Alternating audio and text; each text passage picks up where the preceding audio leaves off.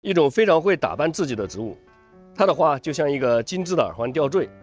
这种植物是流枝卫矛，很多人都觉得它的花像人工贴上去的，因为它的花呢属于叶生，细长的花序梗从叶叶处长出，顺着叶片的方向生长，花朵刚好就盛开在叶面上，这样可以让花朵处于最显眼的位置，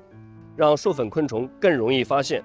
它的果子是倒三角形，成熟后果皮变成粉色，会自然裂开，露出里面包裹着红色假种皮的种子。